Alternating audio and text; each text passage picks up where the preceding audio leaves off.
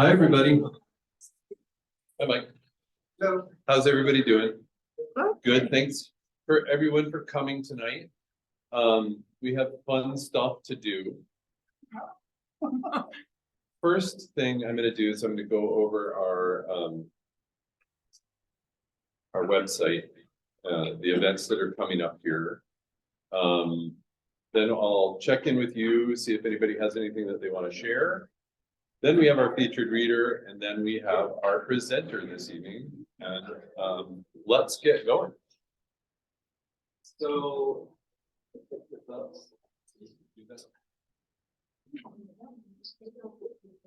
okay, can you hear me? So on the screen, are we sharing this? Okay. So on the screen is the opening page of the Central Oregon Writers Guild website. On the left side of the screen are our events, our Central Oregon Writers Guild events. So tonight is Catherine Malcynsky. Catherine is also teaching a workshop this Saturday, and there are a few spots left. And sign up now if you want to get in on those last few spots. Next month, Carrie Chaput is going to talk to us about writing historical fiction. In May, Shelby Little's going to talk to us about kind of marketing ourselves, how to shout about your work without losing your voice. June, we've got Eric and Julie Swearinger are going to talk about building your author platform. And then our June workshop, Julie Swearinger is going to help us teach, or not teach us, we're going to actually make author websites. So if you don't have an author website and you want to make an author website during that workshop, you'll come in the morning without an author website, and in the afternoon you'll leave with an author website. Okay, so we'll actually complete that. Michael Stephen Gregory, I've been chatting with him. He runs the Southern California Writers Conferences. And we're working on getting a Central Oregon Writers Conference, potentially in September, trying to figure out the logistics of all that. If that doesn't happen this year, it will happen early next year. So it's going to happen, but and hopefully we'll know by the time he gets here in July to talk to us. But he's going to talk to us about the benefits of writing conferences, how to attend them, which ones to attend, what you're looking for in writers conferences. Lauren Oberwerger did a workshop for us a few years ago. I took, I don't know, like 50 pages of notes. I mean, it was really, really good. Everything that came out of her mouth was fantastic, much like what's going to happen tonight. No pressure. I know, I work with Catherine, so I know she's a really, really good teacher. Speaking of people I work with, there's my wife, Irene Cooper. She's gonna talk to us about how, even if you're not a poet, how the trappings of poetry can benefit your writing, right? Lyricism, imagery, meter, a rhyme, all these things that can actually help make your prose better. And if you're a poet, join in too. She's also going to expand on that in the workshop that she'll do in September. Kristen Dorsey, former Central Oregon Writers Guild Vice President, also a colleague, teaches at Central Oregon Community College. Fantastic, always fun to have Kristen. She's going to talk about healthy writing habits. We're working on getting an instructor from the OSU Cascade MFA program to do our November meeting and workshop. And then, as always, in December, we have our holiday potluck and member reading. On the right side of this list, there's everything that we know about that's going on in Central Oregon. And if you know of something that I don't know about, email it to Central Oregon Writers Guild at gmail.com. Okay, so we've got author readings, we've got open mics, we have workshops, we have all kinds of stuff. We've got a writing salon, There more and more of these open mics are popping up in town.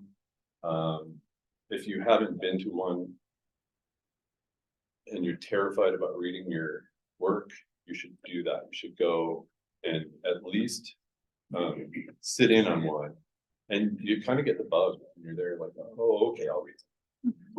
It's fun, terrifying and fun. We've got this going through April. Again, just kind of go through there and look and see all the cool stuff. Yeah, so that's that stuff. Any questions about what's going on? Hearing an echo from. I know. Is that?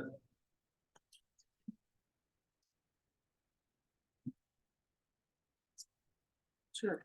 The website. Thank you. Thank you. Did we hear that go anywhere? No, it was my computer. Yeah, thank you. Yeah, I'm the only one that doesn't turn their phone off. Okay, so anybody have any exciting news that they want to share? Yes. And I was supposed to be at a workshop March 21st to the 24th with the author Steph Jagger. She wrote the book Everything Left to Remember. She's an amazing author. She's holding a workshop and a retreat on Whidbey Island in Washington. And it's 3 or 4 days, again, the 21st to the 24th. She's amazing. It's called The Narrative, The Nature of Narrative. I really wanted to go. I signed up to go and I can't go. So I wondered if there was anyone who wanted to take my spot. If you do, see me after the, again, it's Steph Jagger. She's been here in Central Oregon. She's a memoirist, writer. I think it's going to be a lovely, lovely retreat. So if anyone's interested, let me know. All right, thank you, Krista. Yeah. I already own the copy of Conflict Resolution for Holy Beings by Joy Harjo, and then a friend gave me another copy for Christmas. Who would like to read Joy Harjo for free? Lord. All right, yeah, we can pass it around. Everybody in the Central Oregon Writers Guild can read that book. Write your name in it so that we can. Yeah, Joy Harjo is got some good stuff there. Who else? Anyone? Anything? I was going to say, as far as Carista's thing, there, we talked about this in January. Writing workshops, coming here, and I'm so happy to see so many people here. Coming here, going to writing workshops, going to open mics, going to author readings, going to the author stuff that they do here at the library. Anything that you can do. It just fuels the fire, particularly if you get to go to Whidbey Island, right? Yeah, those are the good ones, right? Hello. On Wednesdays from 3 to 4:30, activists and coffee. It's part of the meetup. She's gonna meet up with an app. She sign up. There's like 8 spots. And then also, if anyone's interested in playing Cards Against Humanity, yeah. Thanks. So that's on the website here at the top. So that Shut Up and Write is here. You can click on that, find out more. And then also quiet writing here at the Deschutes Public Library. I love quiet writing on Monday mornings. Unfortunately, I teach a class at 10 o'clock on Monday morning, so I haven't been able to do it this term, but hopefully next term I'll be able to get back to it. I teach at OSU, and I have a class that's doing a group project, and they were meeting on FaceTime to do their project. And they told me today that sometimes they just wouldn't talk for a long period of time, but they were all working on it. And there's this accountability. When I come to the library and do this, I write. When I sit at home to write, I find all kinds of stuff to do that's not writing. So in community, and when I used to go to the ones at Cavista too, that Shut Up and Write, I mean, that was my writing time. It's like, this is what I'm gonna do. I'm not gonna answer any emails. I'm not gonna take care of any other stuff. I'm gonna write for an hour or hour and a half or whatever. And it's really productive. So I definitely encourage that. Do you mind asking, if any poets tonight to raise their hand? Any poets, raise your hand. You want poets? I'd love when you ask a poet to raise their hand, they go like this. Yeah, we've got poets, and according to JD Salinger, we're all poets, right? So yeah, and again, what you're doing is an art, and that's where that poeticness comes from. But yeah, we definitely have a good smattering of poets. Speaking of poets and prose writers and nonfiction writers, we will be putting out the 3rd annual anthology, Central Oregon Writers Guild anthology again this year. We'll get you more information, but we'll start taking submissions in May for that. So it's going to happen again. So get stuff ready. All right. Anybody else? Anything at all? Becca? Actually, no. The source thing is poetry. The source poetry contest starts tomorrow, and there's submissions that are open up for the month. And then the month of April, we're partnering with COCC, the library, and Source, and OSU for a month-long poetry celebration culminating on the 24th with a big event at OSU, which is TBD. But if you want to join the poetry contest or any events that month, that'll all be on our library site. Great. Yeah, I saw one of my colleagues at COCC sent something out. So there's a couple of things in April. There's I think a poetry slam, and then there's something on the 25th, which is a discussion with poets. But yeah, April's poetry month. So I frequently will try to write a poem a day in April. I won't show them to anybody. But it's a really nice little challenge to do for yourself. Get up in the morning and write a poem. All right. Anything else? Anybody? Going once, going twice. Okay. Mary Krakow is our feature reader coordinator, and she's going to introduce our featured reader this evening. Hey, Mary. Thank you, Mike. So as he said, every month we have a featured reader that comes up and reads some of their writing. We like to keep it, maybe about 5 minutes or so, go up to 8 minutes, I guess. And I do have people signed up through most of the year. I think I've got an opening in October and November. So if you're interested, you can see me afterwards and you can sign up. All right, tonight's featured reader is Kristen Martin. She was born in Washington, D.C. and began writing in 2008 and has been published in Fine Lines Literary Journal. Raised with a Norwegian grandmother who warned her about the worrisome antics of trolls and teenagers, Kristen writes about both every chance she gets. She lives in Bend, Oregon, with her husband and teenage twins, ready to escape into the mountains at a moment's notice. Kristen is currently working on the first book of a young adult fantasy series titled The Troll's Eye. Please welcome Kristen Martin.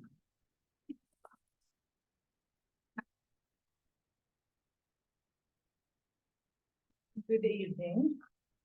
Hi. I escaped my teenagers tonight. And I haven't showered in 2 weeks. I don't know if you can tell. I have puppies. There's all kinds of things at the house. But you all look lovely. Just trying to keep people away. Yes, it's survival. So this is a story. I actually shared this with our Kidlit group.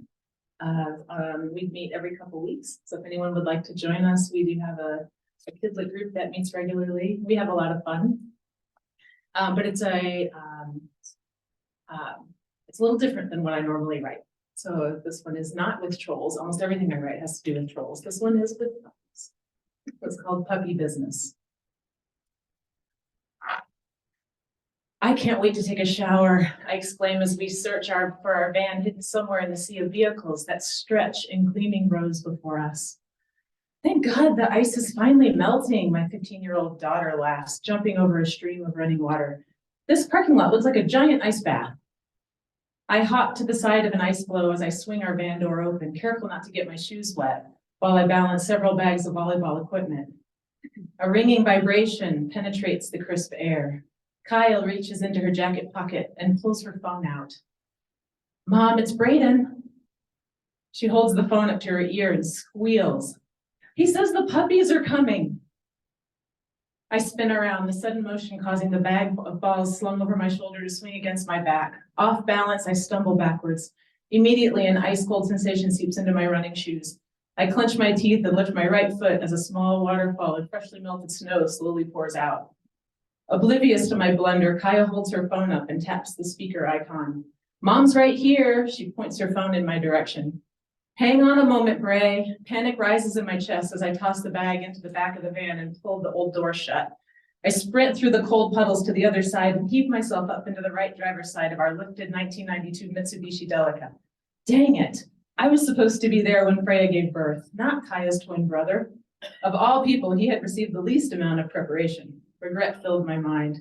The only instructions I had given him were to keep a close eye on Freya and call me if she started panting or acting strange. Come on, Kai, I motioned to my daughter to sit shotgun. We need to hurry. Keep your brother on the phone while I drive. Kaya slides in on my left and buckles up as I put the van into 4 high and begin to navigate the melting ice on the roads from the high school back to Highway 97. Mark the date, Kaya, January 21st. Today will be the puppy's birthday, right? I think so, yeah. Okay, talk to us, Brayden. I call out as I hit a submerged pothole, the van lurching from left to right. The puppies are here. At 15, my son could spew dozens of complete sentences with his online gaming buddies for hours, discussing strategies and commanding attacks, but around his parents, his vocabulary shrunk to 4 words max. Kaya grinned. 4 words, Mom, he's batting average. I shook my head. Bray, what do you mean they're here? When I turned my game off, I heard squealing. Oh, okay. How many are there? 2. Oh no, they'd been born all alone. Panic grips me as a dozen questions bubble up in my mind. I had a sneaking suspicion that my son hadn't recognized Freya was in labor because he was busy gaming in the next room, or leveling up, as he calls it. I spent months planning for this moment. At home next to the whelping bed, I'd organized stacks of birthing blankets, hot water bottles, a heating pad, a scale to weigh the pups, and a whiteboard to record the exact time of their birth along with their weight. I had read articles and books to prepare me for the plethora of complications that puppies might face during birth. I knew I must catch them as they were being born if the mother is standing up. I knew I must be ready to clear mucus from their noses and throats in case they can't breathe. I knew not to allow the mother to accidentally step or lay on them. I had watched countless videos on YouTube to ensure I could correctly cut the umbilical cords with scissors after tying it off with dental floss. My mouth felt dry as I spit out my first burning question. Are they okay? Yeah, I think so. Freya's licking them. Amazement floods my senses, followed by relief. Bray's voice suddenly rose several octaves. Another one is coming out. My foot pushes down on the gas. Mom, Kaya exclaims, laughing. Sorry, I mutter. Okay, Brayden, try to catch it before it hits. It just squirted out. Okay, I take a deep breath. Slow down, everything's fine. Everything's fine, I tell myself over and over. I check my rear view mirror before passing the vehicle ahead of me. You may need to pull the sack off of it if Freya's eating the sack. I stifle a gasp. Of course, I've read that the mother might do this, but I never have experienced it myself. Now here I sat, listening to the drama unfold like a surreal book on tape, except for one glaring difference. Instead of being charmed by a calming voice like Morgan Freeman's, this unfolding story was being narrated by the voice of an extremely disgusted teenager. This is so gross. I'm gonna throw up. I roll my eyes. Well, at least he's up to 9 words. You're doing fine, Bray. Check the puppy. Is it breathing? Yeah, it's trying to nurse now. How far away are you? 1,000,000 light years, I mutter under my breath. Kaya squints as she holds the phone up. 3 minutes and 12 seconds. Fine, hurry up already. Bray hangs up. The Delica nicks the curb as we turn into the driveway and park. Kaya beats me through the front door. I hang my purse and jacket up before following her into the mudroom where her brother crouches beside the whelping bed, his lower half hidden by the bed's wooden walls. The urgency I feel fades when I see the smile that lights up his face. No, it's more than a smile. This tall, skinny kid who hunts zombies, raids online villages, and watches YouTube gaming videos in his spare time, is looking up at me with an expression of pure awe and wonder on his face. I close my eyes, feeling the lightness of the moment. Soft mewling sounds echo from inside the enclosed space. Their high-pitched sound brings me back to reality.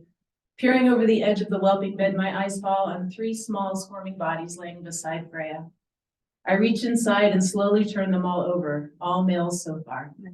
Within moments, my silver Labrador is straining again. Soon, a small glistening bubble appears. Tiny legs and ears wiggle as Freya's pink tongue vigorously licks her newborn pup. I hear my daughter's gasp of delight as the pup takes its first breath. Mom, it's a girl.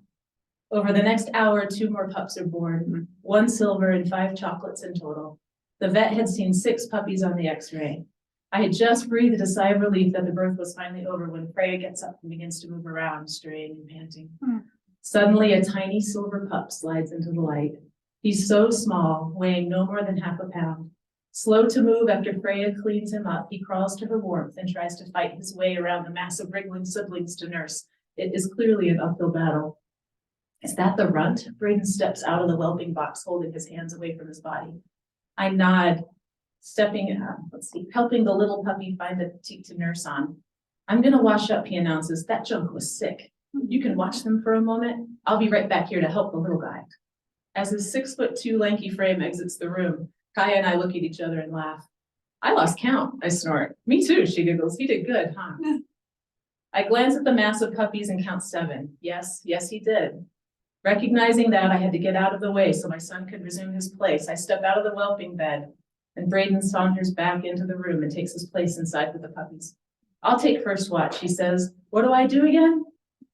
You just leveled up to puppy mama, Bray, Kaya teases, ducking to miss the towel he throws at her. Mom, Bray glances at me. What's that by your feet? A warm, wet sensation makes me look down. Water has sloshed out of my shoes into puddles on the dining room floor. Kaya laughs and tosses the towel Bray had thrown at my feet. It's a long story, I reply. I'll leave you 2 to your puppy business. I'm gonna go take my shower now.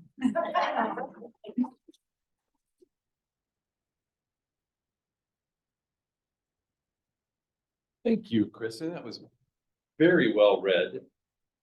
Lovely voice in that piece, and great tension. And excellent job on the sensory. I mean, I felt present there in the details. Really, really good job. And the self-implication. I love the whiteboard there. Yeah, I would do that. I would have the whiteboard. All right.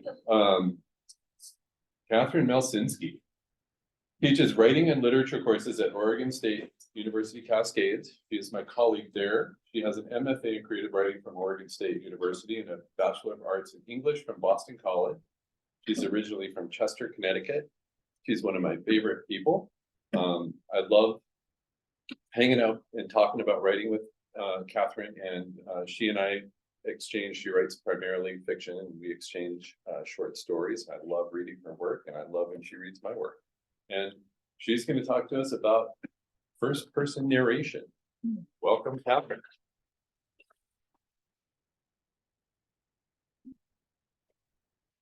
Use your computer.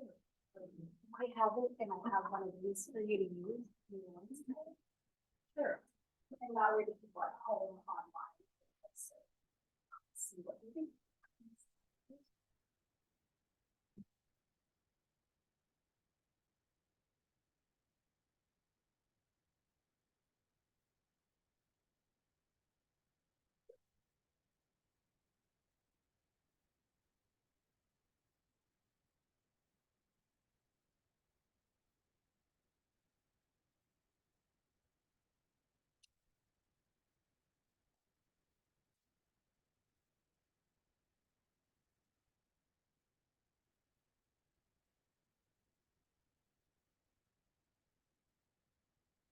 Well, unfortunately, there's no puppies or trolls in this presentation, but I really wish there were, especially now.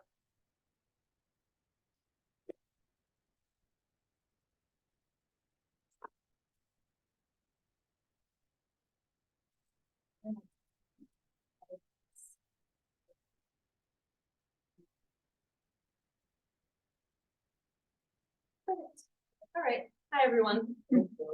All right, so we're gonna talk a little bit about first person narration. I have a feeling that I'm not gonna say anything you guys don't already know, but hopefully it'll be fun to talk about it. Right? Oh no. Oops. And there it goes. Hold on. There you go. You're Let's on. try the pointy guy. There you go. Aha. All right, I like to start with just a couple of slides about why we write, because sometimes I have to remind myself of that, especially when I'm feeling really frustrated. So before I go through my my very fancy data here, why do some of you guys write? So shout it out or raise your hand. What's that? Have to? Yeah, good answer. Anybody else? Makes me feel good. Yeah, Yeah, good. creativity. Yep, I think of it as like creative respiration, right? You breathe stuff in and then you have to get it all out. Sorry. Escape reality. Yeah, sure, that's important. Fun. Yeah, fun, good. Therapeutic, yep, exactly. Those are all good answers. Well, if you like numbers, here are some of those. So, this is from a couple of studies on the benefits of writing. So 37 HIV infected patients wrote for 4 days for 30 minutes a day. And the CD4 lymphocyte count increased after the intervention, for writing participants compared with control participants. I know what like half of that means, but it sounds pretty good to me. And then 49 healthy adults aged 64 to 97 wrote about either upsetting events or daily activities for 20 minutes, 3 days in a row. After a lifetime of 2 weeks, all subjects had a biopsy on the arm, and the photographs over the next 21 days tracked the way that biopsy healed. And by the 11th day, 76.2% of the group that did regular writing sessions had fully healed, compared to 42.1% of the control group, which is kind of cool. So it's not just like mentally therapeutic, but also physically healing. I always show this to my students at school too, but depression vulnerable college students who wrote on 3 consecutive days showed significantly lower depression symptoms at the 6-month assessment versus the control condition. And I didn't include this slide, but the one that really interests students at OSU is that college students today are like way less empathetic than their predecessors, which is kind of interesting. And regular writing actually helps with that, helps kind of get the empathy flowing again.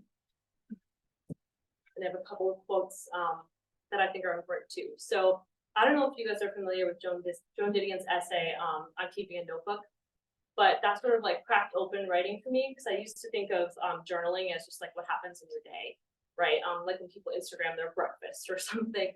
But her essay talks about how when she reads her journal, it's not so much about the true events that happened that day. So even if she has like February 8th and talks about having lunch with her friend, she might write that like a purple dragon burst in and like, I don't know, messed up all the scones. And someone might read that and say that's not what happened. But to her, writing that entry was not about like recording the events of the day, but recording who she was on that particular day. So that if she reads it years later, she remembers what it felt like in that moment, even if it's not true. I write so that I might not sleepwalk through my life. I like this one a lot, and I feel like it echoes what a lot of you guys were saying too. So not just like finding it therapeutic or like you have to do it or that it feels good, but it also makes us more awake, right? Because to be a good writer, you have to be aware and be observant every day. All right, now I have a discussion question. Sorry, the formatting is translating weird.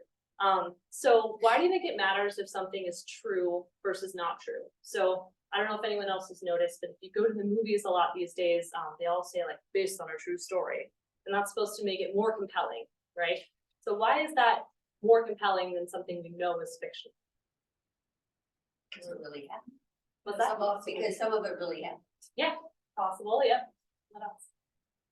The person was in the trenches, just like us, trying to slog this fight. Sure, definitely. Anything else? You guys pretty much covered it. I don't know, I take a little bit of issue with that, because I think about, say, like high school, and if I read, say, this is a lie, but say I read like Teddy Roosevelt's biography, I connected more with Harry Potter, even though I know he wasn't real. So if you have a strong enough character, it shouldn't really matter how much we know it's not real, right? You get lost in it. The suspension of disbelief kind of keeps you engulfed.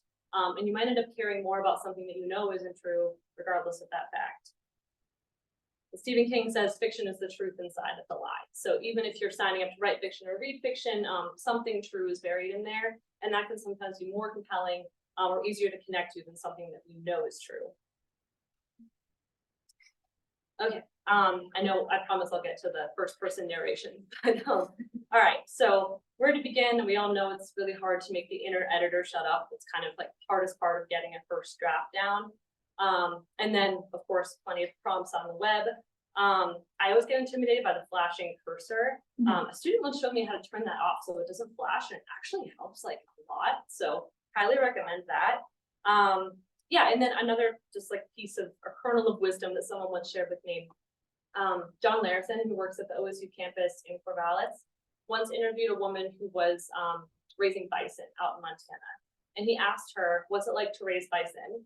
And she said, I don't raise bison, I grow grass. And I think about that a lot because I think sometimes when you sit down to write the book and you have the idea of what the book needs to be, you forget to grow the grass, or like it gets intimidating because you're worried it's not coming out right, or like the concept isn't going to be fully complete at the end. But it's really easy to get bogged down in that like big idea when the thing you have to do is grow the grass, right? Put the words on the page, get the sentences down. All right, we've all heard show, don't tell. So maybe I'll return to this when we're looking at specific narrators. All right, how many people write in the first person usually? Like it's your go-to voice, okay? Yeah, anyone write in third person more often? Okay, anyone write in second? It's kind of fun to try it out, like Lori Moore style. But anyway, here's the stuff you guys know, but it's still fun to talk about. So a first person narrator is a character in the story they're telling, even if they're not the main character. So a central character would be like Holden Caulfield telling his own story versus a peripheral narrator like Nick Carraway in The Great Gatsby.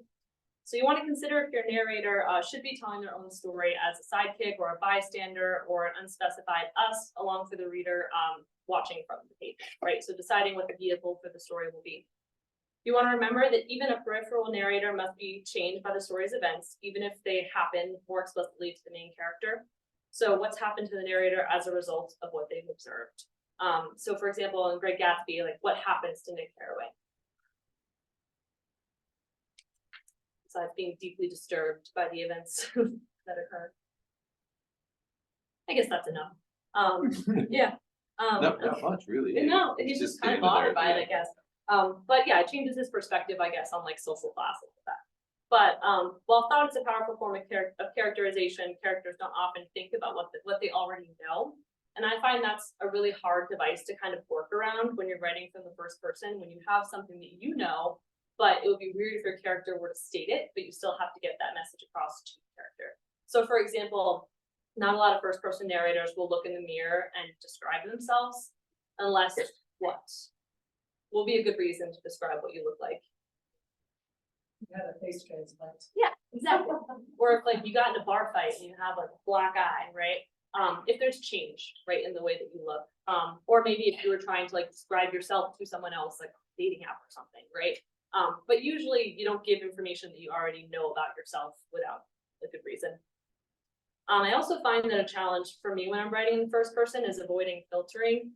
So saying things like, I noticed the children fighting versus there were two children fighting, right? So like getting rid of the noticing, or yeah, all that good stuff. All right, so the narrator cannot escape the consequences of the story is telling. So if he does, it's not a story, it's an anecdote. So again, even if you choose a peripheral first person narrator, they still have to be impacted in some way. So the first person narrator is a character with character-based limitations, confined to reporting what they would realistically know. Though they might state things as if they're omniscient, these remain subjective assumptions. Then they may interpret, judge, or predict, but such statements are fallible opinions. So how reliable is your narrator? How much should the reader trust or believe them? Are they a fairly neutral reporter, or wildly, obviously biased, or biased beyond the point that they realize it? Whatever the level of correctness, your job as a writer is to convince the reader to trust and believe your narrator, or reject them and form their own opinions under your control. So can you think of any narrator, and even in film, that you're not supposed to trust, but you still root for them? Wait. Fight Club. Yep. Oh, Fight Club. Yeah. Yeah. Anybody else? I'll have some examples, but yeah, so, and it's interesting too, because all first person narrators are unreliable, right? So there's a quote by God, I know his first name is William, but I'm blanking on his last name, Maxwell. Where he says, when talking about the past, we lie with every breath we draw. So even if you think you're telling the truth and trying to be completely objective as a narrator, human beings can't be trusted, right? Our memories get kind of shifty, or we have agendas or biases, all that good stuff. So every narrator is inherently unreliable, but it's the really unreliable ones that get interesting. All right, so other things to consider are to whom you're speaking. So obviously the reader is going to read whatever you're writing, and the telling might need no justification. The narrator might be speaking to another character, so in which the reader almost overhears the story and is not acknowledged, but an ambiguous intimacy remains. So an epistolary novel or monologue or text, I think of like Forrest Gump, where he's like talking to the person on the bus bench, right? And like that's his reason for telling the story. And as a viewer, we're kind of just absorbing that. All right, the self, so it could be an interior monologue. So if something's written as a diary, for example, eavesdropping on a character's thoughts in sequence via associative logic. So kind of like a play. And then stream of consciousness, which is way less orderly or clear than a monologue, and attempts to capture the speed and multiplicity of the mind by suggesting the process of thinking as well as thought. The sense of chaos must be extremely controlled by the writer, or else it just evolves into monotonous nonsense. Can anyone think of anything written this way? On the road. Yeah, on the road. I can only think of one other. Anyone read Mrs. Dalloway? Yeah, exactly. We all tried. But yeah, it kind of just jumps around from character to character, lots of associative logic. I would say that one comes close to developing, but yeah, any others? One flew over the cuckoo's nest, the Sure. Indian that tells the story. Yeah, good. Yeah. All right, and then the question of form, so generalized written or spoken story, reportage, confessional, interior monologue, stream of consciousness again. Yeah, it's just kind of summarizing. So the form in which a story is told indicates the degree of self-consciousness on the part of the teller. So if someone's writing a letter to somebody, so for example, there's a short story called Letter to a Young Lady in Paris by Julio Cortázar, and it gets a little crazy at the end, but the writer is writing to someone they were house sitting for, apologizing for why their house has been like destroyed, essentially in the beginning. So if you're writing a letter to someone whose house you destroyed, you're gonna have a very different tone and a very different purpose than if you were writing in your diary about like how the house got destroyed, for example. This in turn affects the teller's language, the intimacy of the relationship to the reader, the immediacy of the prose, and the teller's honesty, which I think is maybe the most important part. A written account implies less spontaneity, and spoken dialogue implies less spontaneity than thought. A letter to a grandmother may be less honest than a diary entry, or vice versa, maybe. Certain relationships established by the narrative between the teller and the audience make certain forms more likely than others. Consider the combos of who speaks, to whom, in what form, and then how complex do you want the narration to be and why? What level of involvement in the narration will unlock some thematic parallel for the reader? So there's a first-person narrator that kind of just delivers the story, and that's their main, purpose. And then sometimes you want the reader to have to like unpack what the narrator is saying even more and have that be part of the reading experience. So trying to see around that narrator or piece together like bits and pieces. So then there's the voice of innocence versus the voice of experience. And this is a little bit about psychic distance. So how far away in time and space is the narrator from the events they narrate? So for example, Nick Carraway is writing, I don't remember how many years after The Great Gatsby, versus if it's present tense, maybe they're supposed to be experiencing it in that moment. So are the events happening here and now, or does the narrator describe a gulf between who they were then and who they are now? And if so, what does the reader make of that difference? Did the narrator grow or regress? Is the reader invited to identify with the younger or older version? So if you have a narrator talking about who they were when they were a kid, for example, anyone seen The Sandlot? I'm thinking more of movies today than books. So like that, that narrator makes judgments about what the kids did when they were little, and is able to say things like, we didn't understand that blank. Versus if you were just getting that story told from the kids' perspectives, they wouldn't be able to make those judgments or connect those dots quite as well. So you have to make a judgment call about how far away your narrator should be and how that kind of affects the ability they have to unpack their own story. With a great distance, a past version of the narrator may be more naive, cruel, hopeful, damaged, quiet, etc. And the present may or may not openly judge or even comment on the past self. How do you want the reader to understand this growth? So for example, I was young, drunk, and joyful and belligerent, and I didn't understand yet how the world worked. So you can't really say that as much in the present tense. Like if I just, I don't know, had a fender bender outside and then came in and said that, probably wouldn't believe me, right? Like need a little bit more time to think about what's happening.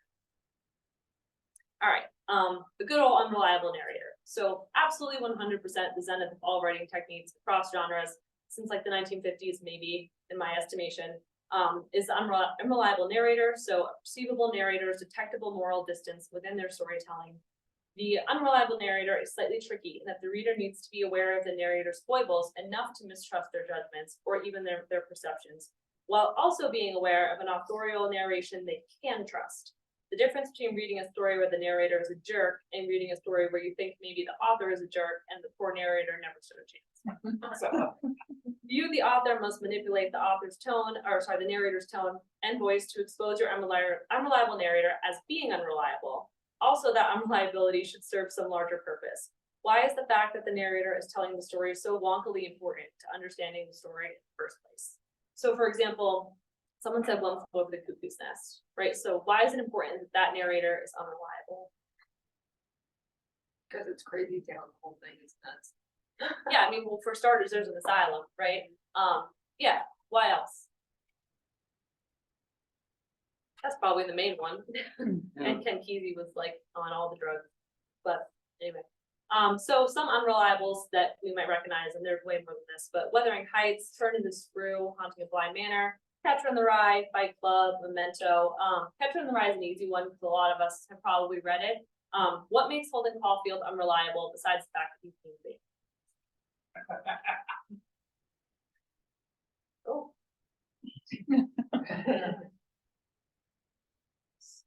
With a kid, right? That adds a layer. And he's like a little bit of a punk, so that also adds a layer. Fight Club, which Mike said, Memento, You, Gone Girl, Eternal Sunshine of the Spotless Mind, all these classics, and pretty much every Poe story ever written. I teach a lot of Poe, so. All right, so you want to be consistent with your inconsistency, which sounds counterintuitive. But your unreliable narrator doesn't need to be, and probably shouldn't be, morally reprehensible and uninformed and emotionally compromised and intellectually disengaged, etc. So an example would be Huck Finn, also a kid, so extra unreliable. The author and the reader are in intellectual opposition to Huck via his uneducated Southern vernacular, but we morally identify with him via his instincts and decisions within the plot. And the reader understands him better than he understands himself. So for example, that famous line where he says, like, I know he was white inside, that's him empathizing with a character that he has kind of marginalized the whole story, right? But he doesn't yet have the emotional intelligence to understand how huge that is. But as a reader, we do. Thus, the unreliable narrator's distorted views reveal a strangely accurate portrait of themselves or the social institutions that confine them. Who's read The Yellow Wallpaper? Yeah, so another crazy town one, right? Where she's questionably maybe in an asylum, definitely locked in one room. She's writing letters to herself about the woman that lives in the wallpaper, right? And we know that there's probably not a woman living in the wallpaper, like most likely. But we are able to see around her through the ways that she describes her husband, right? That's how we kind of understand what's actually happening in the story. So it's not what she's doing, it's what others are doing and how she's describing it. We can kind of piece it together. All right. Your unreliable narrator needs to be reliable or accurate about something. Your authorial influence must give the reader enough to work with so they can tell the difference between you, the author, and your unreliable narrator. Unreliability does not equal a deranged serial killer. People are good at telling some parts of their stories but lack insight into other parts. So that's the humanity of it all, right? Like being able to understand their own point of view but not somebody else's, even if the reader can empathize more easily with other characters than they can. The unreliable narrator often presents us with an example of consistent inconsistency and always presents us with dramatic irony because we always know more than he or she does about the characters, the events, and the significance of both. All right, so let's face it, sometimes your noble attempt at psychic distance fails and your sensitive, like, bro character becomes the reader's reactive jerk character, or the author's perspective on their own character wasn't sufficient to convince the reader to share their judgment, and so you might have wanted a character to come across one way and it just doesn't work. The wider the psychic distance you employ, the greater risk you take on your reader coming to a different or maybe wrong conclusion about your character and your overall story. So you have to choose the best psychic distance for your story and then control the heck out of it. So is your story one where it could benefit from hearing your character's thoughts, like full on interiority? Or is your story one where a detached tone invites judgment on an ambiguous or faraway story? So maybe we get a narrator that might describe how they physically feel when someone's talking to them, but they won't say like, I have a crush on this person, right? So like how much do they withhold information from the reader? And how much does that inform our reading of that character? All right, so what you and your reader should know at some point, what your speaker wants, of course, even if they don't know it themselves, why this story and this moment out of their whole life. So if you have a first person narrator, they're probably not writing their like autobiography, maybe they are. But if they're not, they chose a specific moment in time or time span to talk about. And it should be pretty clear by the end, like why that moment was the significant one. How are they changed or affected by the events of the story? And what story, if any, can't they tell? So the example I like to use here is Nilda by Junot Diaz. Anybody read that? Or any Junot Diaz? It's pretty good, kind of controversial, but good. But he has a story about a young boy who basically for like 8 pages just talks about how he had a huge crush on his brother's girlfriend growing up. And he spends most of the story like describing the girlfriend and how much he liked her and like how he would like try to hang out with the brother to really hang out with the girlfriend. And then by the end of the story, you realize that what's actually happened is that his older brother has passed away from cancer. And because of the society he grew up in, he doesn't have like the emotional vocabulary to say, I miss my brother. But it's perfectly acceptable for him to say this girl is hot. So he just spends a lot of time talking about that girl as a way to talk about his brother. So that's the story he can't tell. And the story he can tell is the one about Nilda. So trying to find a way to like bridge that balance there. All right, gentle warning about consistency. This isn't always true, but generally once you signal a point of view, thou shalt stick with it, not pivot too much. So awkward point of view shifts abound in rough drafts, and it almost always stems from an author who doesn't trust himself to put enough from one POV on the page, or doesn't trust the reader to grasp what's going on with one POV alone. Can you write a story with multiple points of view? Of course, we've all read good ones, we've seen good shows where the POV changes. But you have to tell the reader what you're doing, and POV consists of a contract between the reader and the writer, and it's really difficult to break that gracefully. So say you switch POV like 3/4 of the way through a novel, there better be a good reason. So maybe the narrator and now someone else has to pick up the pen or something. But we should kind of like know the rules pretty early on, or else it's hard for the reader to kind of come along with you on that journey. And then gentle warning about appropriation. So can male authors write from a female POV? Can a white writer write from a Black POV? Can a straight author write from an LGBTQ POV? Yes, but should they? This is kind of the question right now, right?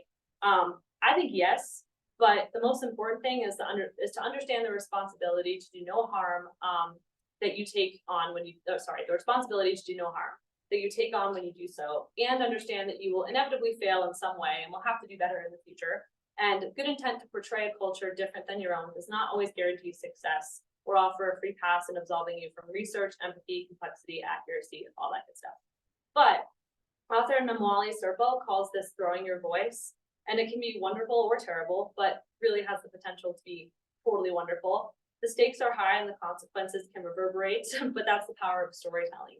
So Malcynsky describes it as the need to imagine each other, right? So writing is an exercise in empathy, and to write from someone else's perspective is to walk in their shoes, right? It's kind of like the most beautiful and sincere form of empathy, in my opinion.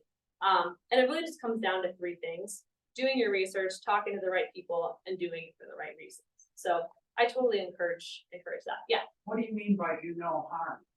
I think like if you were to write from the perspective of a culture that you did no research on, then you might do harm to the representation of that culture just because it's uninformed, right? Or if you were like, I want to write a book from this perspective because I think it will be popular, but I don't actually care about this perspective, that would be doing harm. But there are a lot of novels that have come out recently where this has been up for debate. Yeah. Something that's become a lot more common recently, I've noticed, is the presence of a sensitivity reader. Yeah. I think those can be very helpful with parts. Totally. Yeah. Definitely. So it's usually if you're writing about the culture, it's someone from that culture who is going to, like a beta reader, is gonna read it and give you Yes. feedback specifically on that. Right, and that kind of checks the boxes of doing your research and talking to the right people, so having someone there just to check that over. Anyone else have anything to add about this? In Native American writing, I understand that there are cultural rules, probably most people know this, but maybe not. That if you're white and you're writing about your culture, then you don't publish anything that hasn't already been published by a member of that nation. Yeah, so that'll be Especially important as far information. as spiritual history. Right, that makes a lot of sense. Yes, like making sure that like you know something like that, if that's something you're interested in doing. Yeah, anyone else have any perspectives or anything to add to this? T.C. Boyle does a lot of that type of writing. Sure.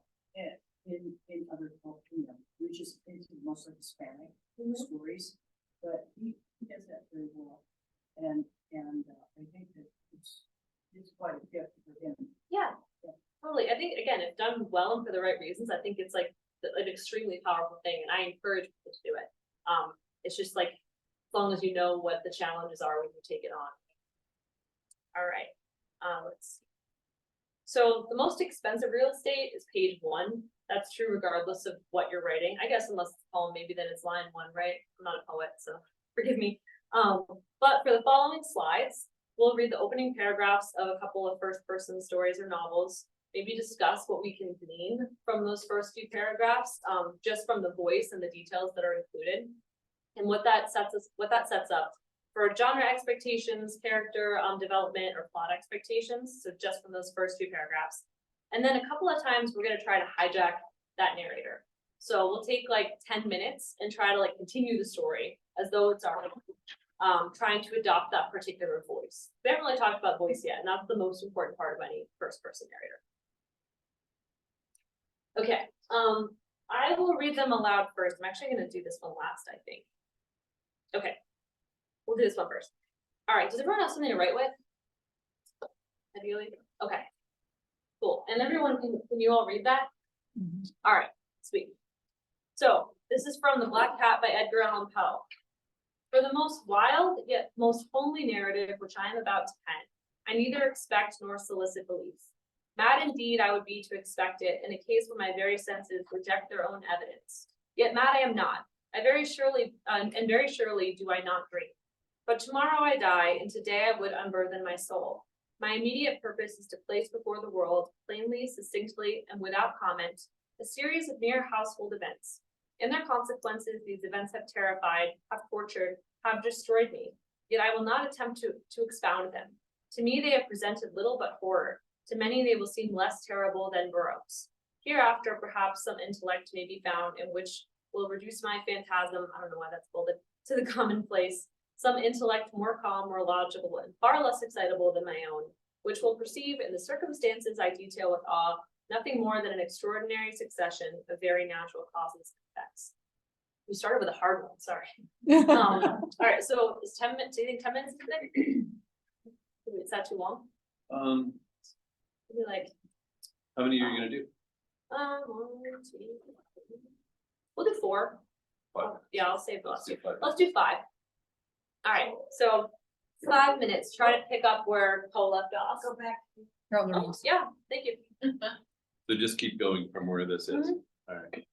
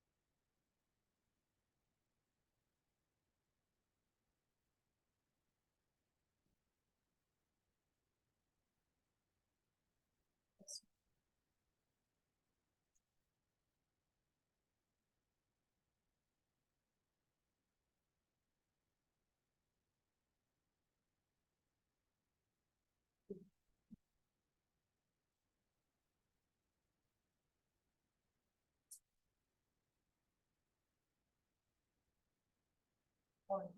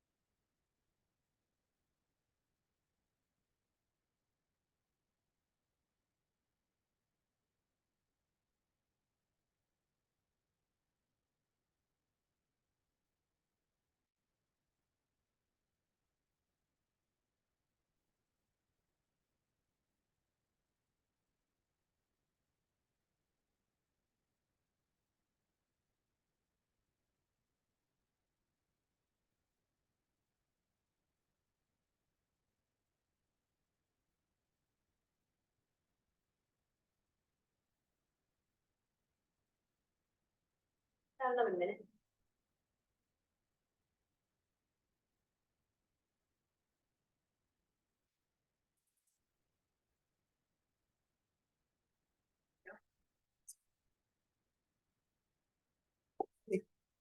Turn the volume down. Oh, I thought it was. All right, yeah. So I guess that's a good transition. You said you left Yeah. your phone on, I thought it was yours. Anyone want to read what they wrote?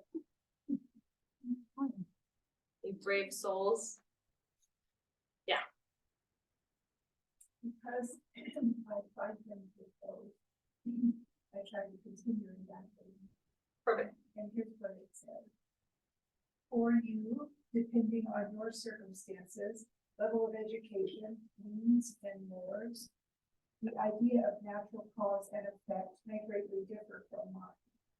A maid servant may drop the master's breakfast tray, thinking she has seen a ray.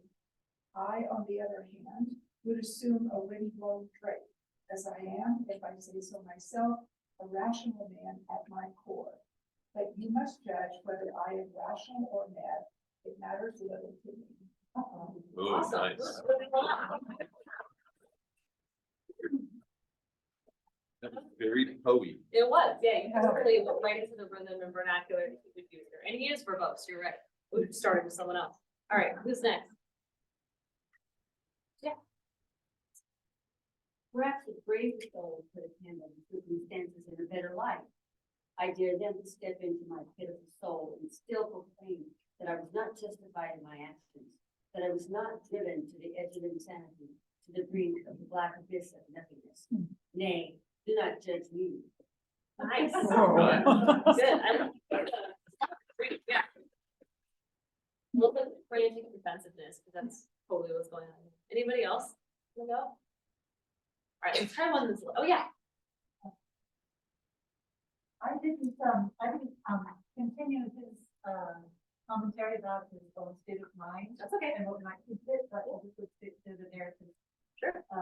The first time the black cat appeared to me was on a night of slicing rain with jagged stars of lightning framed by the arched windows of my study. I wasn't sure of what I was seeing. The moment the storm flashing lit up horrifying silhouette. Nice, good, great job. With awesome imagery of the arched windows too. Anyone else? All right, we'll do one that's a little bit less verbose. Okay, still sticking with the Gothic here. So from We've Always Lived in the Castle. My name is Mary Catherine Blackwood. I am 18 years old and I live with my sister Constance. I have often thought that with any luck at all, I could have been born a werewolf because the two middle fingers on both my hands are the same length, but I've had to be content with what I had. I dislike washing myself and dogs and noise. I like my sister Constance and Richard Plantagenet, and thank you, and Amanita Flores, I don't know, the death cup mushroom. Everyone else in my family is dead.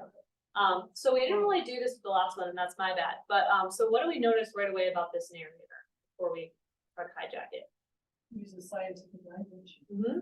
Yeah. What else? Uses I. Yeah. Pretty self-absorbed. Mm-hmm. She's been working. What else? Yes, but does she talk like?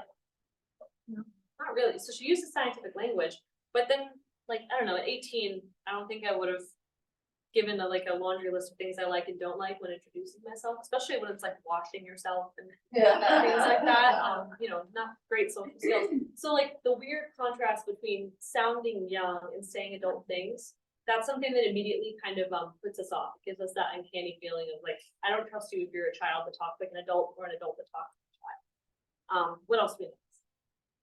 He likes to talk.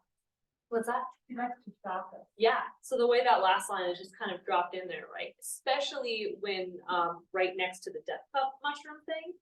So then immediately a question is introduced, which is, did you kill your family? So, and then that question will probably drive the rest of the story. So let's give this one 5 minutes, keeping Mary Catherine Blackwood's voice.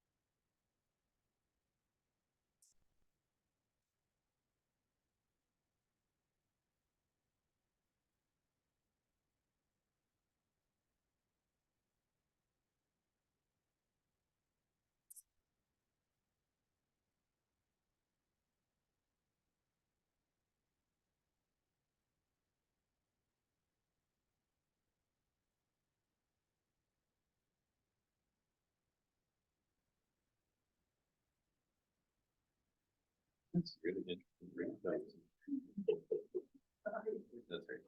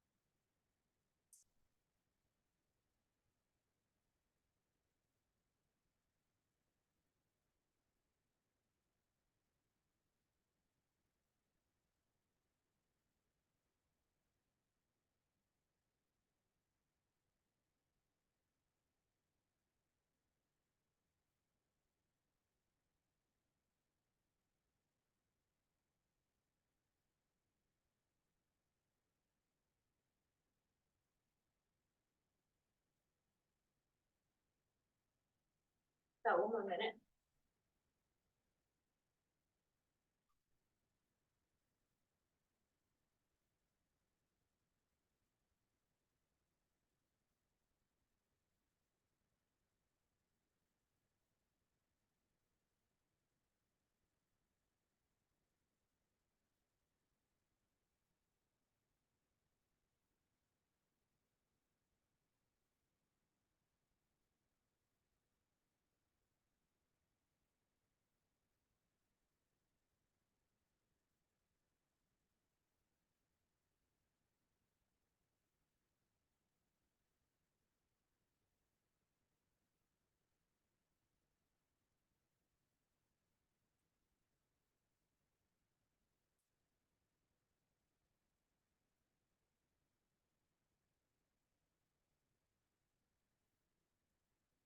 Okay, finish your sentences.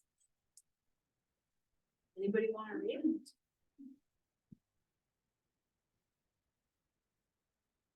Anyone? Yeah. So I just took the very last.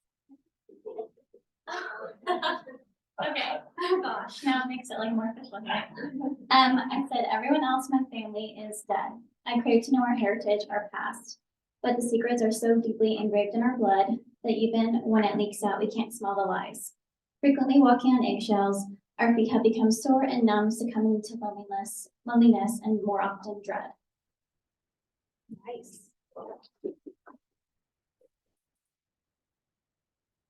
love the smell of the leaked lies. Anyone else? Sure. I have not read this story. I'm not sure exactly, but, I haven't read this one, but I noticed that in spite of the fact that she's very self-aware, she identifies a time and place by using the name Richard Plantagenet. He was a member of the royal family in the time of like Edward III, or Henry III. Yeah. So that identifies not only England, but she has access to be a member of the royal family. It's kind of cool. Yes. Considering she's crazy, but that's my. Yeah. And the next section, she talks about being obsessed with books too, so it could be from like a library, but yeah, that's a good point, there's kind of a time stamp in there. Yeah. Anyone else want to read? Yeah, the back, and then we'll move forward.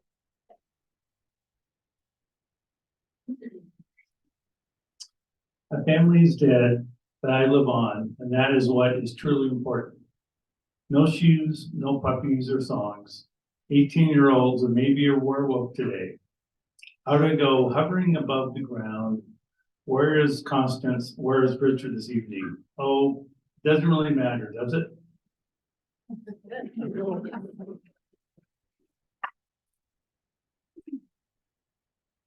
Copy references. I saw a couple other hands. Yeah. Oh, sorry, you. Death cup mushrooms don't affect me other than upsetting my stomach. I wouldn't eat one if I knew what it was, but even knowing my family members all died from them, I don't fear them. Constance is terrified of them. I tease her with them, telling her that there are some in the salad I prepared. She begs me not to scare her. I beg her to wash the dog so that I don't have to.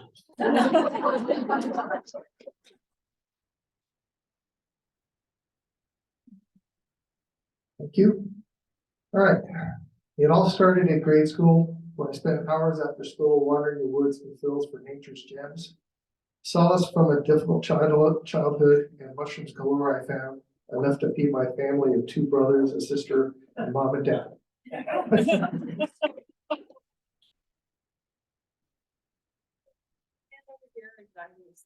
happens sometimes. Okay, cool.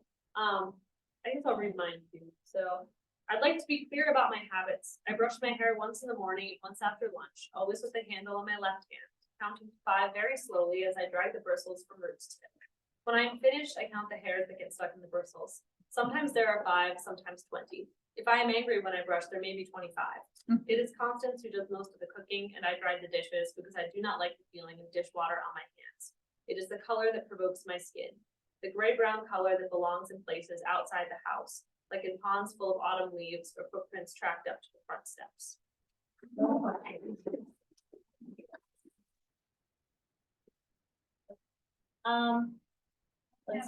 Yeah. Naming of characters, like constant, sounds very much like that. Constant and what like, you know? Yeah. And how about all the way? Right, So naming specifically? no, just in general, of how authors name their characters that have.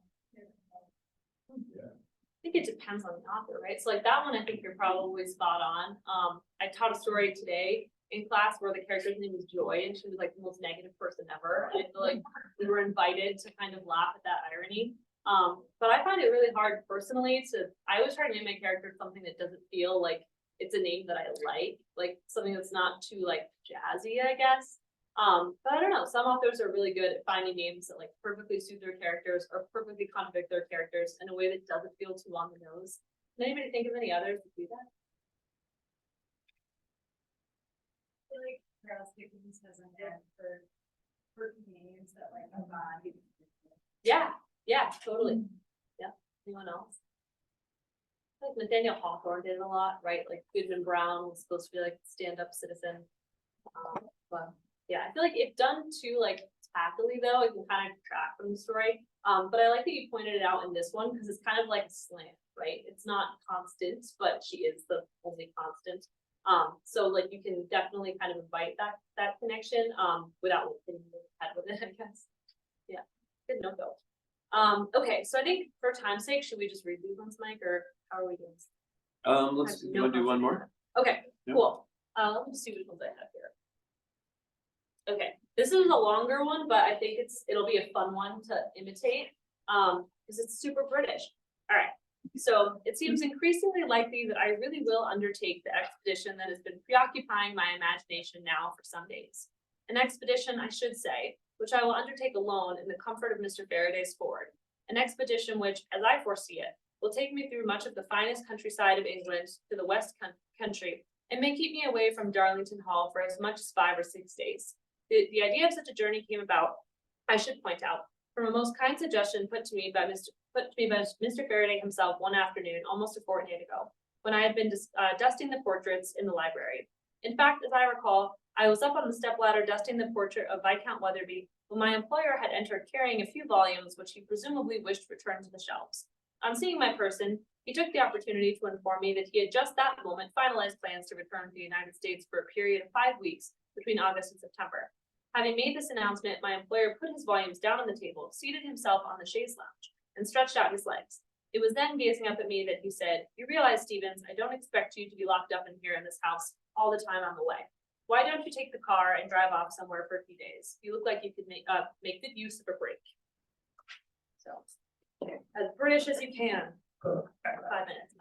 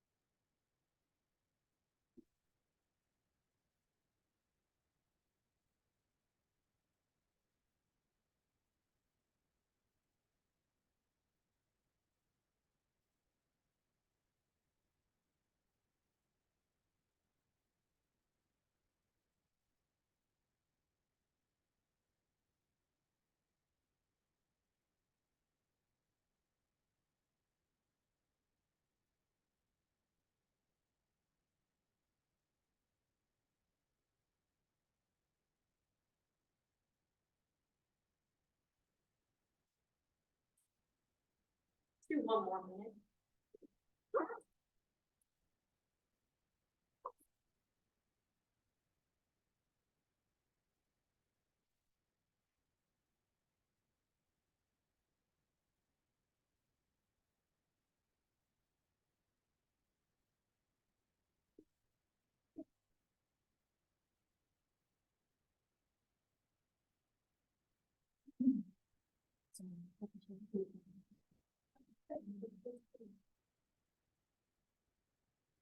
Okay. Real quick before I ask if anybody wants to share, if you read anything by Kazuo Ishiguro, my favorite fact about Remains of the Day is that I'm gonna mess up the facts a little bit probably, but he wrote another piece where he had a British butler character, and someone said, "Oh, a Japanese writer can't believably portray a British butler." So then he wrote this whole novel from this perspective, and it won all the awards and is amazing. So kind of a good case for throwing your voice.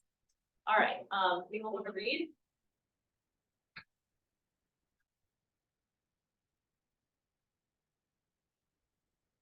One or two people, yeah.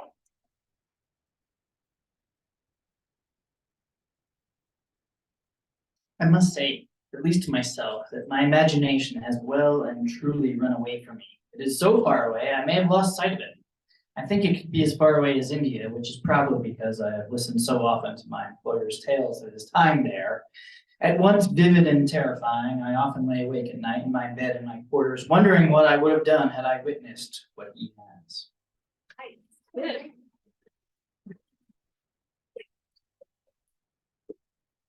Nice long sentences too, that's very good. Yeah. Of course I should accept the car keys and take a step toward the old Ford. The expedition would be good for me, Mr. Faraday. Mr. Faraday doesn't need to know I can't drive. I mean, given the enormous size of my imagination, I should be able to figure it out quite easily. I should point out that I am an excellent study and I've observed numerous drivers, so surely I will be able to find my way. Nice.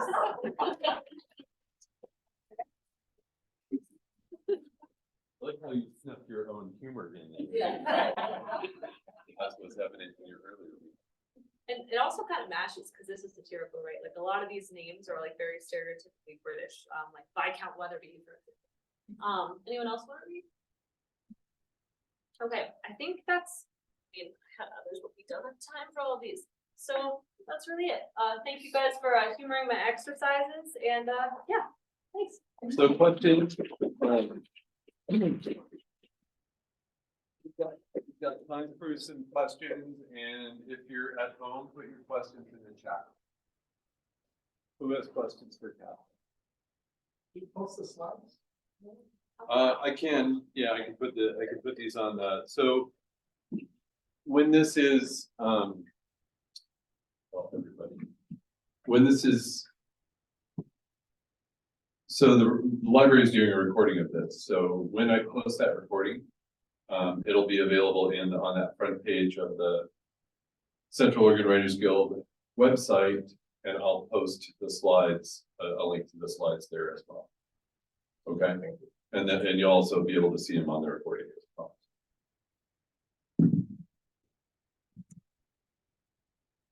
When you were speaking about the unreliable narrative, and so they probably should not be morally reprehensible or psychologically probable. I'm thinking of a project that's still in my imagination. There's a missionary who is totally intolerant and ignorant about the people she's supposed to serve. And she makes a whole lot of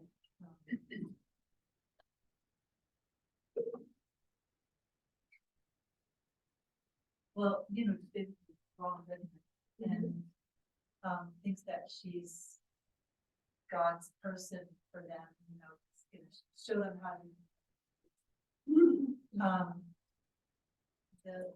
The idea of the project right now is that then the head chief of the people that she thinks she's serving is the other voice. Can you make some suggestions about how to switch between those narrators, or if you think it should be third person outside?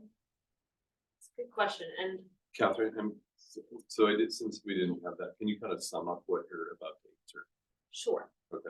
So you're asking how you would switch perspectives between a missionary who's being too judgmental about the people she's trying to serve and the chief of the group of people that she's trying to help, and how you would move between those, and also maybe kind of balance the moral issue, like connecting with a morally reprehensible person. Is that what you're asking?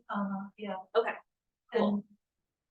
And of course, the chief of the people that she's supposedly serving is the one with the higher perspective Yeah. and the more noble, way of being. Yeah. And the change that happens to her should be that she finally realizes what she's done. Right. So that I can only really give you my opinion because it's your story and it already sounds awesome. But I think that the key would be to balance the two characters so that even though she might be judgmental, she's still likable or empathetic in some other way. Because that's how it is with every anti-hero, right? Like we don't necessarily condone what Walter White is doing, but we root for him anyway because like he's kind of a family man. I don't know. But so like there has to be something likable or redeemable about her even before she has her redemption. And then I would say that her opposite character should have some flaw himself too. So even if he's the more informed person with like the clearer perspective on his own people, maybe he judges her quickly or has some other, epiphany of his own. But I feel like where they're lacking or their like flaws in narration kind of have to like mirror each other a little bit or foil each other. So that makes sense. Yes, thank you. That's really very helpful. Anybody else? Makes me think of Scrooge. Sure. He didn't have a redeeming value unless I'm mistaken. Except that he was, gosh, who To is it? start, that's it. All right. So I get in the back too. Well, I was just curious, I'm working on a project right now that's written in third person, but my main character has an interior monologue. And I was just curious if that is a pretty bad idea. Like, is it okay to have that first person come in and out of the story, or is that too? What's the form? Like, is it through like diary entries, like italicized thought sections? Okay. I think it would kind of, can I talk to you after actually? I might need to know a little more, because I'm interested. Yeah, but okay. Anybody else? Yeah. I was just curious if you thought there were any cons to writing a first person. Or Any would be what? Any cons, like what would be some of the disadvantages to that particular? I think there's more like challenges than disadvantages. So again, like if like making sure that your reader connects to the character the way you want and that their perception of the character is like accurate to what you're trying to do. In addition to like making sure that that perspective is one you feel comfortable writing in. But also it all comes down to how much information you want the reader to have. So I tend to gravitate away from stories usually that switch perspective because I think it mirrors real life more when you only get one person's view. But then sometimes I read some that switch perspective and do it really well as long as they're still withholding the right information. Because if you have a story with multiple perspectives and you see the whole picture by the end, then like the mystery of it is like lost a little bit. And even in the best novels where like there's loose ends that are tied up neatly at the end, there should still be some vagueness, some questions, right? So yeah, I think it just depends on how much information you want to withhold. Because even in first person narration, you can have like interior thought, or you can have like a slightly more removed first person, depending on what you want the narrator or the reader to have to try and figure out for themselves. And I imagine some stories are going to be naturally more suited to first person. Yeah, definitely. Yeah. The project I've been working on is fiction, but the main character is narrating his life story as a memoir. Okay, cool. So not complicated at all, but I mean, I understand that obviously as he's telling his life story about his grandparents and his parents and all of these things that he was not present for. What I've done so far is make them stories that he has been told by his parents, his grandparents, and people in the small community. What I've also done is take his narration of the things he definitely knows or was told, and then I've interspersed scenes where something occurs in the past that I guess he's telling the story, but it's not coming out like he's telling the story. It's like hearsay, kind Kind of. of hearsay, or basically like the scene is happening without him being involved.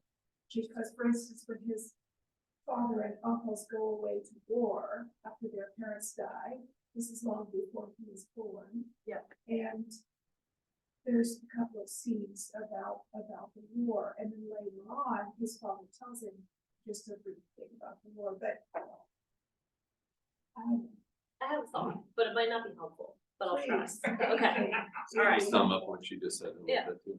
Okay, so you're writing a fictional memoir. So Yes. the character is writing a memoir, but it's fiction, and they summarize events or stories that they were not present for, that either came to them through hearsay, or maybe they're trying to imagine it, having been told about it. Right.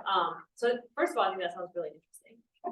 And secondly, I can point you in the direction of the book that might be helpful.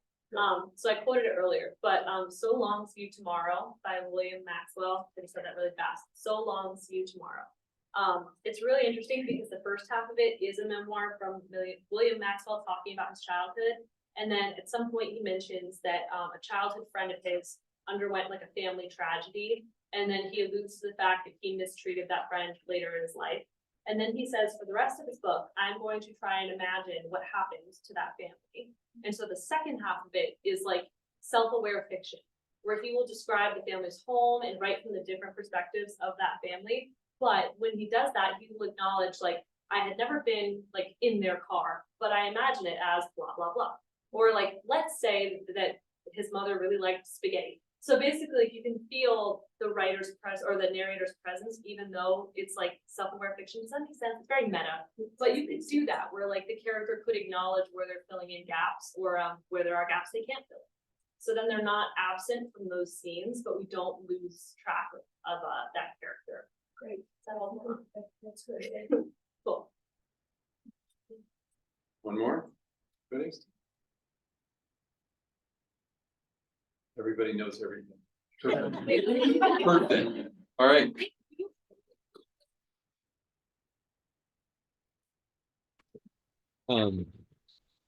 Thank you everyone at home for coming, and those of us that remain here, feel free to mingle. There's snacks over on the table. Chat with your fellow writers. I keep getting emails from people saying, how do I get a critique group? And talking to each other here is the best way to do that. So if it's something that you're interested in, just seek people out and talk. All right, thanks all for coming.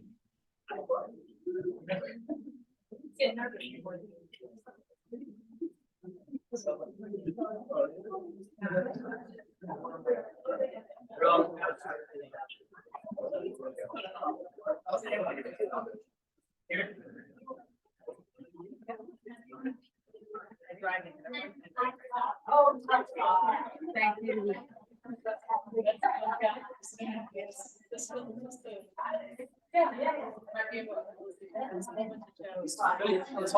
Good. I'll be back.